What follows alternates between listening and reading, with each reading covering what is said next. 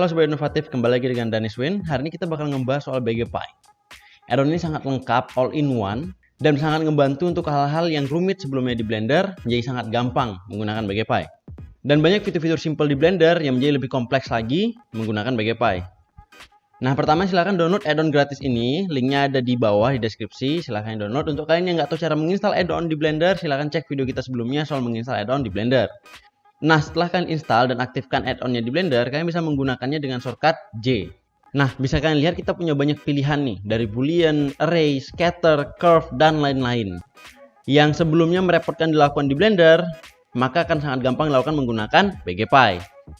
Nah, pertama kita mulai lihat dari boolean. Boolean itu ada dua tipe nih di BGPy, yaitu union atau difference. Nah, dengan kata lain, kalian bisa menambah atau memotong. Contohnya di sini kita lihat menambah nih, menggunakan union. Dengan sangat gampang kalian bisa menambah objek langsung dari permukaannya. Lalu kita lihat difference. Nah, difference ini kan memotong nih. Jadi seperti boolean biasanya, kalian bisa dengan sangat gampang memotong objek-objek kalian tanpa harus masuk ke modifier, terus pilih objek potongannya, dan lain-lain.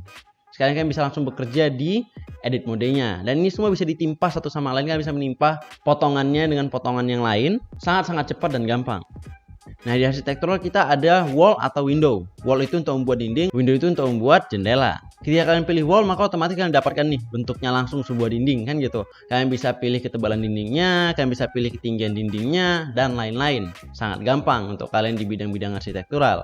Lalu ada window atau jendela. Kalau kalian membuat sebuah kamar, pastinya ada jendela, kan gitu. Membuat sebuah rumah, pastinya ada jendela. Nah, kalian bisa sangat gampang membuat itu menggunakan BGPy. Bahkan langsung mengisi kacanya, jumlah belahan jendelanya, dan lain-lain itu bisa kalian atur di window. Nah, lalu kita masuk ke array. Di array itu pertama ada line. Line ini sama seperti array biasanya, hanya saja ketika array biasanya menggunakan modifier itu sangat simpel hanya untuk menduplikat. Di sini kalian punya banyak pilihan lainnya. Contoh, membuat jarak yang lebih random satu sama lain, membuat posisi lebih random satu sama lain. Nah, jadi tidak rata doang, tidak simple doang arraynya. Di sini lebih kompleks lagi menggunakan BGPy. Lalu ada array circle. Nah, ketika sebelumnya kalian ingin membuat array circle itu sangat payah, sangat rumit di Blender secara bawaan, dengan BGPy itu sangat gampang.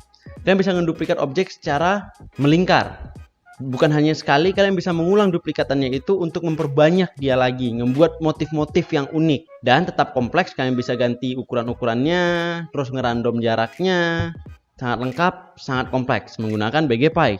Dan bukan hanya ini saja, sebenarnya banyak lagi kelebihan-kelebihan array di BGPy. Jadi kalian bisa silahkan cek dan bereksperimen sendiri untuk mengenai itu. Lalu ada displace.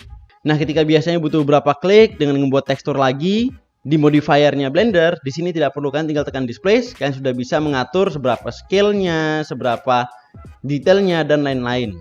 Selanjutnya itu ada ngegrouping, tapi secara non-destruktif. Jadi kalian tidak menggabungkan objeknya secara langsung, kalian juga tidak nge-parent objeknya secara langsung, tapi bisa kalian groupin objeknya secara non-destruktif. Jadi ini adalah sistem yang sangat baik digunakan ketika kalian memodeling sesuatu atau membangun sebuah environment. Jadi kalian bisa nge-grouping tanpa harus menggabungkan objeknya secara langsung. Nah, selanjutnya itu ada scatter. Tapi sebelum kita menggunakan scatter, pertama kita membuat objek yang akan di-scatterkan. Kalau kalian nggak tahu apa itu scatter, scatter itu kurang lebih menyebarkan. Jadi kalian menyebarkan satu objek di permukaan objek lainnya. Atau sebelumnya kalian bisa melakukan itu menggunakan particle system di Blender. Nah, contohnya menggunakan plane ini. Kalian bisa pilih scatter, maka otomatis objek kalian disebarkan lagi di permukaan plane tadi. Kalian bisa ganti jumlahnya menggunakan density, kalian bisa mengganti jarak satu sama lain menggunakan distance, dan banyak pilihan-pilihan lain yang bisa kalian lakuin menggunakan scatter. Jadi tanpa perlu masuk ke particle system dan merubah banyak hal-hal rumit yang payah dilakuin, bahkan berat, menggunakan scatter itu sangat ringan dan gampang.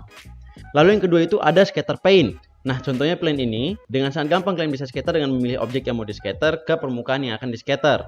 Lalu pilih scatter dan otomatis kalian bisa gambarkan langsung di mana posisi scatteringnya, seberapa banyak scatter yang akan diisi atau dilakukan, seberapa banyak objek yang kalian mau di bagian-bagian tersebut, ukuran objeknya, rotasi objeknya. Itu bisa sangat gampang kalian lakukan. Nah, untuk videonya sampai sini aja. Jangan lupa like dan subscribe, jadi kalian tidak ketinggalan video-video selanjutnya.